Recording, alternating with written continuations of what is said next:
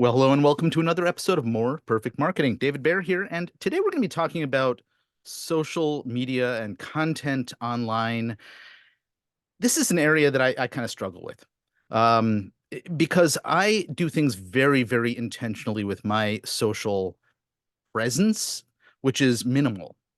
And I get people complaining to me, David, you don't post nearly enough. I don't see new stuff from you all the time.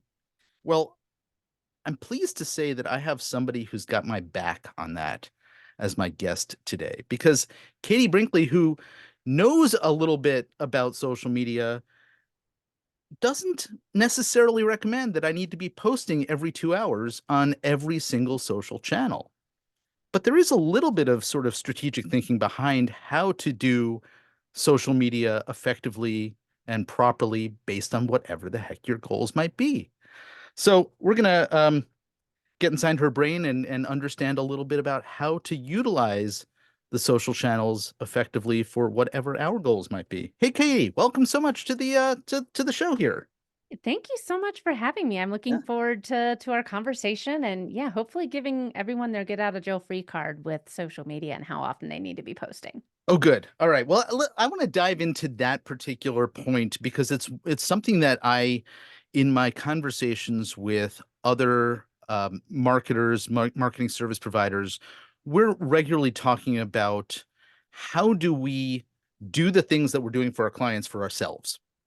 And there's a debate in one of my Slack workspaces on this very point about I need to be everywhere all the time because I need to feed the algorithm, a phrase that gets bantered about a little bit too much in the marketing services world. And I want to get your take on that. Yeah, and I think that with with all social media, you have to have some sort of a presence. It's just like having a website. If you don't have a website, does your business really exist? If you're not on social media in some regard, does your business even exist? And a lot of people are under the impression that, okay, well, if I decide to have a social media presence, I guess that means I got to be posting every single day. And it really comes down to knowing who you're creating content for and creating the content specifically for that person. Because once you get into that mindset, you don't need to post so much and you're going to be building a community of the right people that want to be connected to your business and your brand and they want to refer business to you. Mhm. All right, I want to understand a little bit more about this because the argument for posting all the time is all about, well, you got to have the content because of the way that the platforms work. They're only showing you the new stuff, and otherwise people have to go searching for it. Now, my argument is my social channels are for validation purposes. And so that's my goal, is that when somebody sees me, they might go look me up. They might check me out to sort of validate something that they've seen elsewhere. And Mhm. so I don't mind if I'm in everybody's news feed all the time, but I don't know if I'm necessarily right on that front. Yeah, and I mean, and this is where you have to know what the goal is for what you're doing on social media. For the validation, for the hey, I'm speaking at this event. Oh, this book just came out.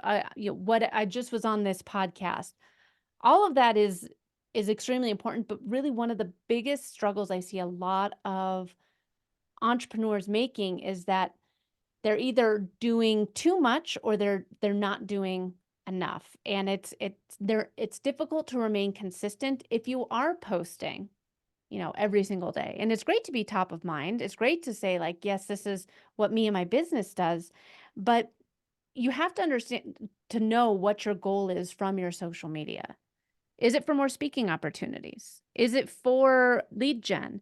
Is it to build community? What is your main driver? And if you want to have more speaking opportunities, then showing you speaking on lots of stages and lots of podcasts and, featured in different books, then go for it. But I really do think that with consistency, That's the secret, is remaining consistent, and if you post a bunch and then disappear for a month, you're gonna lose a lot of your followers and a lot of potential clients and in your community. I want to put a little bit of context around the conversation we're happening because you have a background working with big brands when it Yeah. comes to the social content that they put out. And I think small businesses often make the mistake of looking at big brands and saying, "Oh, well, that's an example of what I should be doing," and they try to do the same thing. And I'm going to assume that They that's have full not teams. right. That's probably not true, given budgets and staff and time and all of those things. So, can you talk a little bit about sort of the two different worlds and how Yeah. they need to be thought about and approached differently? Yeah, and that's a great point because I mean, the Gary V, brilliant marketer, Gary Vanderchuck, and but he has a team of 20 repurposing one video clip, 30 different ways. He has a full team, and not everybody has a full team to consistently push out content. And if you are at, I would say, 50 employees or less, you probably don't have a dedicated social media person that's on your team. When I worked, so I used to work for DirecTV and I was at the Colorado Rockies. I was the marketing manager for the Colorado Rockies TV station.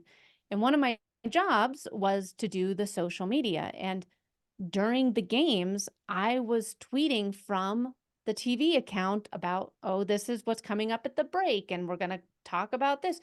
So I was doing all this after hours in addition to my 9 to 5 job.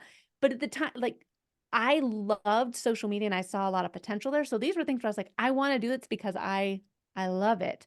And social media has really evolved from being that, I want to say, that entry level marketing position to, you have to have a strategy in place and know what the cadence is and what the goal is and who your content is for.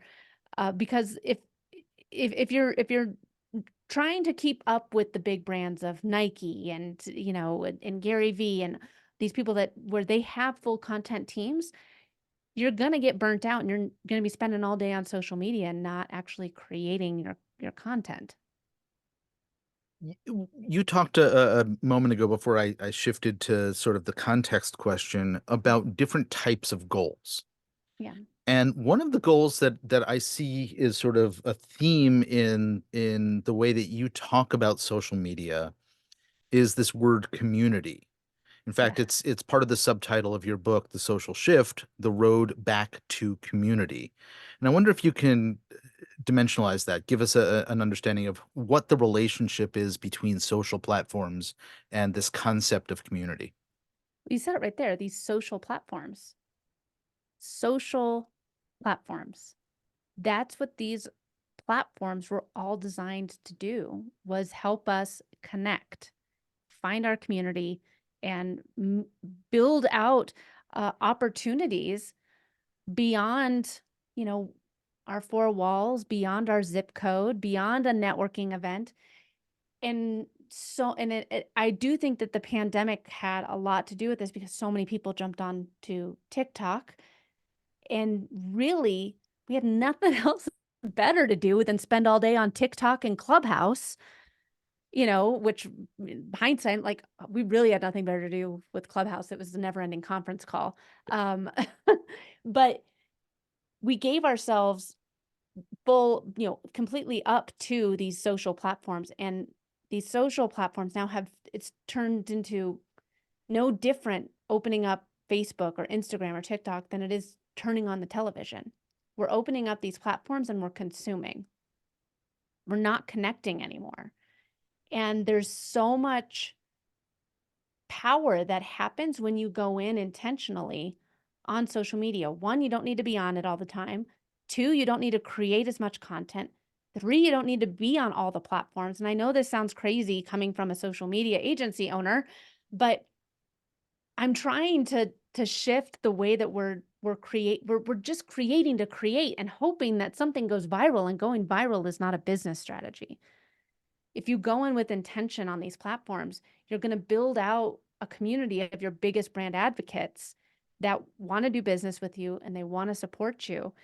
And it really just comes down to intention. And I really want to make sure that, Web3 was a lot more of, and NFTs were really prominent in 2022. Mhm. AI kind of took the main stage in 2023, but that the metaverse, all of the Web3 NFTs, they're still out there. These billionaires, these tech billionaires still have invested a lot of technology in it. This Web3 world, which is a decentralized world where without algorithms, when that happens, is your business going to be ready? Because if you've just been producing a whole bunch of content just with hopes of somebody seeing it and it going viral and not actually connecting with your audience, you're going to be in trouble with the next iteration of the internet. All right, I want to understand that a little bit more because I'm thinking about in the world that I'm in, we talk a lot about artificial intelligence and utilizing it in operational decision making, all of those sort of pieces of a business. But I'm curious how AI and Web3 and future proofing a business's social activity all sort of fit together. Yeah, and I think that AI, man, it's funny because there's a tool out there. You have podcasts, you've probably heard of it. It's called Capshow. Have you heard of it? In fact, not only have I heard of it, but Deidre, or Yeah, Deidre, Deidre, was a yeah. guest on the show Oh, as well. So yeah. yeah. Deidre is amazing. Capshow is a great tool. I have a podcast, but I mean, I use it for client onboarding. So yeah, agency owners listening to this, check out Capshow. I use it for my new client onboardings. Mhm. Yeah, just total, like that's just a plug to Capshow. It's great. But she came up to me at Podfest in 2022, or no, early 2023, and she said, I have this new tool called Capshow. Or maybe it was 22. Yeah, anyways, it was a while ago. And I have this new tool. You should check it out. And I was like, I'm not gonna have a computer work for me. That sounds silly. Well, who's silly now? Literally just pitched them on your show again for people to check out. But AI is here. Use it as the robot on your shoulder. Use it as that, entry level assistant to help brainstorm with and, bounce ideas off of. I think that AI is definitely going to shape the way that we are showing up and creating content, but we have to be mindful of it. I mean, nothing gets me to scroll faster than when I see in a feed, like a Facebook feed of emoji of a megaphone saying "Attention entrepreneurs." I mean, like literally copy and paste it off of ChatGPT. Um, but I mean, if we're showing up and we're having our robots write content for us, there's even, ways that you can have AI respond to comments. If we're just having AI talk to AI, then we've really lost the whole meaning of what we're supposed to be doing on social media, which is connecting. And it's just more white noise. So I guess the question about the decentralization of Yeah. Web3 that you brought up, Yes. how do we address that in our businesses so that I don't know what that looks like in the future when it comes to social content, Yeah. social platform, social connection. Yeah, so for anyone that's, without going into the weeds too much on this, with anyone that's concerned or confused by decentralization, uh, you know, Discord, that's basically a decentralized social media platform where honestly, it's just kind of like a giant Slack community with a whole bunch of channels. But in there, you people find the Discord and then they get to choose what they want to interact with. They can choose that they want to see the main feed where everyone posts chronologically. They can join into these smaller sub channels. And that's what a decentralized internet looks like. Right now, Mark Zuckerberg and his robots are telling us, I know that, you follow David, Katie, on LinkedIn, but you haven't really engaged with his posts for the past week. So I'm going to show you someone else's post first. And then it goes further and further and further. And before you know it, I never see your posts anymore. And it's all based off of an algorithm. Even though you're posting every day, it's based off of an algorithm that decided whether or not I got to see your content. And that's what a decentralized world is with you. If you're in this Web3 world, you get to pick and choose the content you see, the communities that you're a part of, and the content you engage with. It's kind of like a Facebook group on steroids, but that's the only the only community that you're in. Well, I guess there's something that's appealing to it, especially for anybody who saw the very I was going to say opinionated, one-sided, but it's not really documentary, The Social Dilemma, which Yeah. really talks about, the consequences of to our society of the way that these social platforms have gotten us to behave differently over time. Yeah. And so I guess there's something, to be said for taking back control through decentralization is one thing, but you're also just talking about this, getting back to your book, in terms of how individuals can or businesses can take control back of the relationship aspect of using these platforms. Exactly. I think, I mean, who knows? Like maybe David, like I'm talking about this like it's going to come out next week, but it could be 20 years from now that we see this next wave of the internet come out.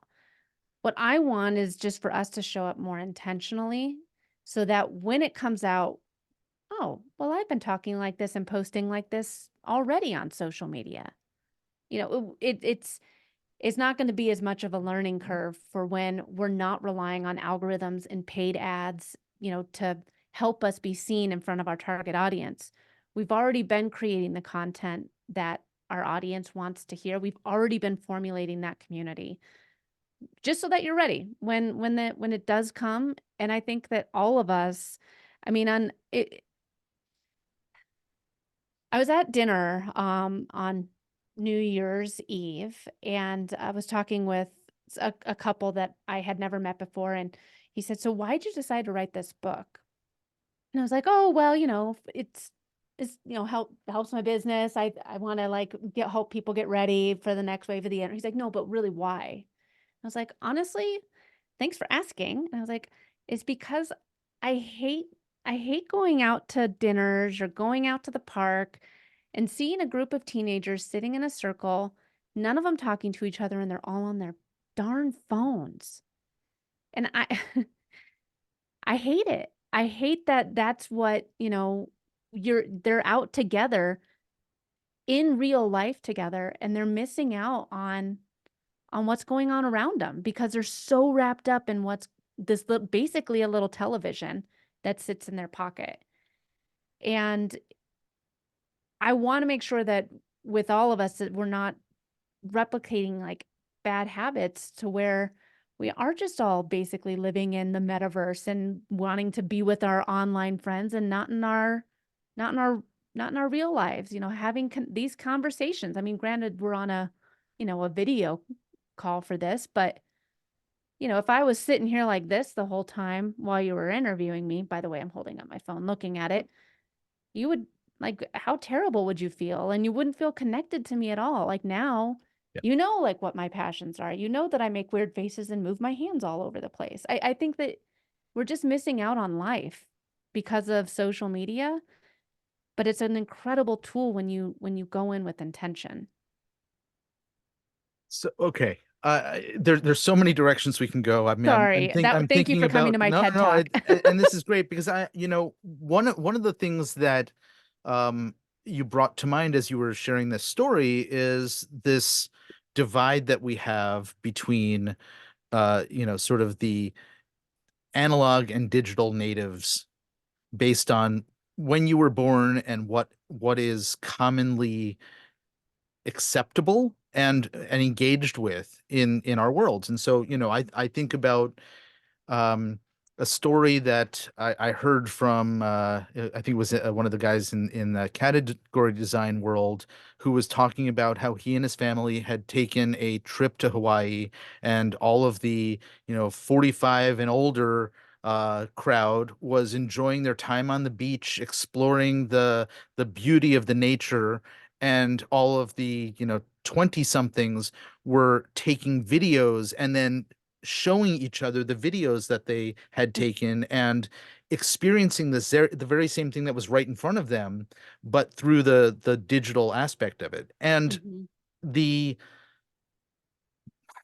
the societal and mental health implications of that, which have yet to really fully be understood. Mhm. Um, so I want to take that whole concept and pull it back to, as businesses utilizing these platforms, what are the recommendations that you have about how to leverage them for the power that they can give us as a business, but where do we draw the line? Yeah, and I think that it really comes back to knowing who your post is for, what the goal is behind it, and y- y- being intentional. I think that we have to be online because we have to. I mean, like I said at the very beginning of this show, if you're not on social media, does your business even exist? But here I am saying, well, get off of social media, and it's very very confusing. But So let's do this, because I know that you work with lots of different businesses, mhm, different business types. Could you just give us, sort of a made up scenario yeah. of what we should maybe not do and what we should work or aspire to do? I can tell you an exact framework of what you should do. So, it is called my four post strategy. It's the awareness to action strategy. And it is, if you want to do this every day, you can. If you want to do it 4 times a week, if you want to do it 4 times a month, this is a strategy that will work. And it's all laid out in chapter 8 of my book. But the first post that you want to, so it's knowing exactly who your content is for.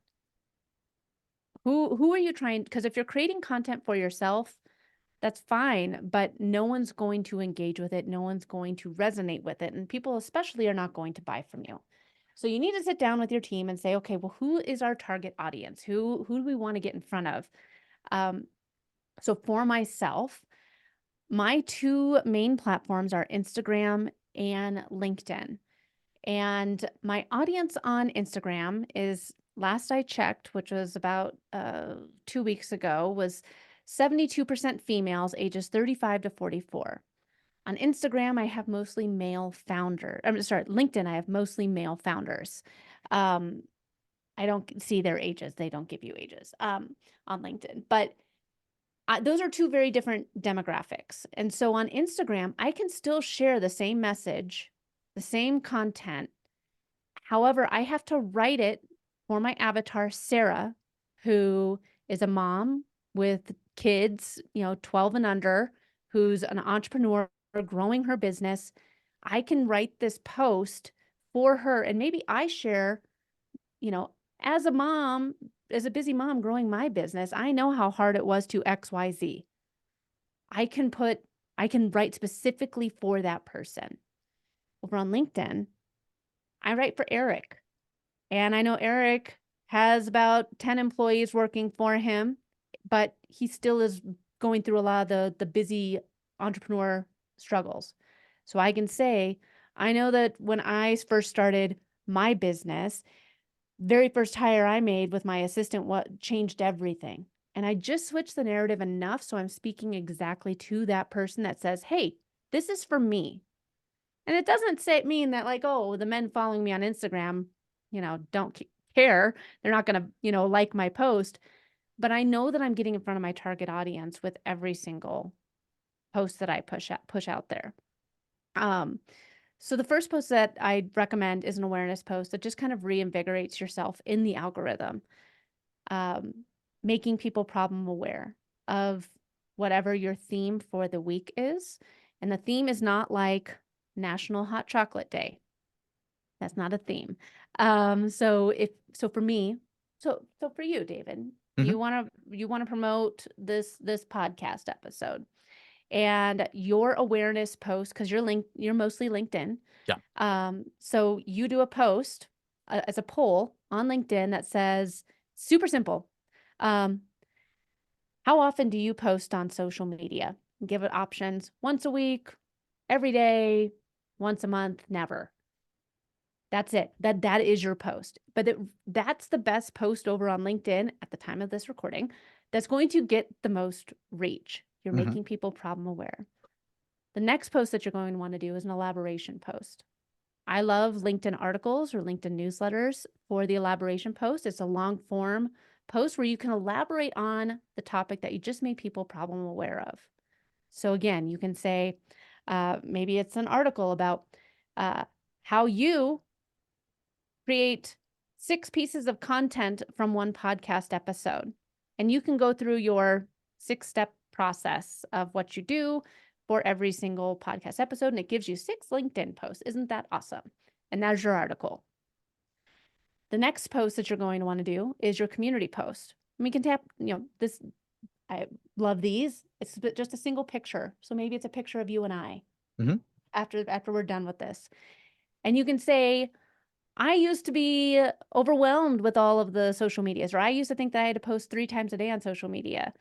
And Katie told me to stop posting so much and just start posting 4 times a week. And at first I thought she was crazy. And you're telling a narrative, you're telling your story about something that you learned, something that you overcame. Maybe Katie's ideas are for the birds, but here you go, that this is us talking about it. And then your last post is your action post. If you notice, none of the posts that I talked about earlier in the week told you to listen to our podcast episode. It just was making people, hey, how often are you posting? This is what I do with my posting. I actually sat down and talked with Katie about some of her strategies. And oh, by the way, 4th post action, you should listen to the full episode because she goes off on some crazy tangents about the metaverse and her 4-post strategy. Click the link in the comments to listen. I love the self-awareness that you delivered that with. So that's great. Um, I have one question that I would get asked if I went through that, and so I'm going to ask this question because Yeah. it's something that I'm asked about email marketing with a similar sort of distribution of types of content in email.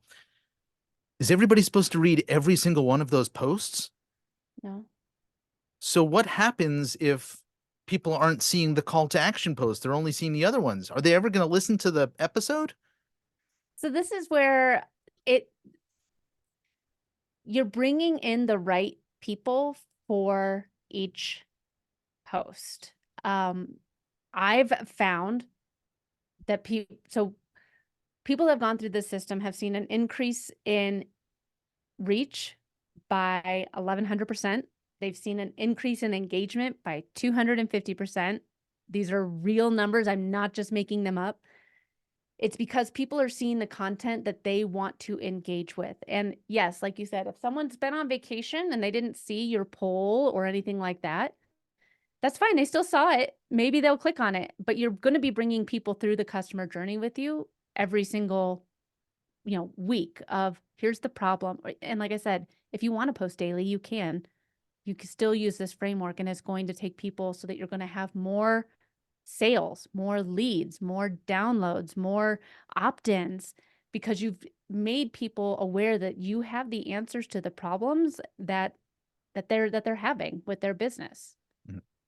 So again, it's awareness, it's expansion, Elaboration. community, Yes. elaboration, Yeah. um, Same thing. community, and then some sort of Action. promotional call to action Mhm. activity that happens at the end of it.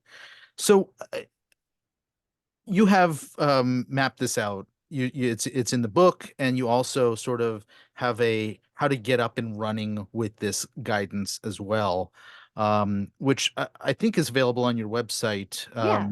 And I wonder where folks can find out about that, and also find out about what else you do.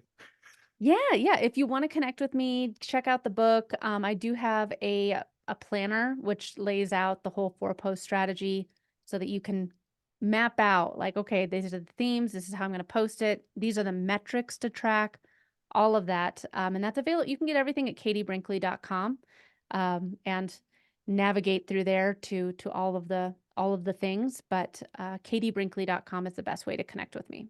Well, brilliant. We'll leave that link as well as links to some of your individual pieces, the book as well as the planner in the show notes as well. Katie Brinkley, thank you so very much. This has been a fun conversation, and there's so much more I want to follow up with you on, but we're going to do that offline and see if we can't get you back here for another conversation at some point in the future.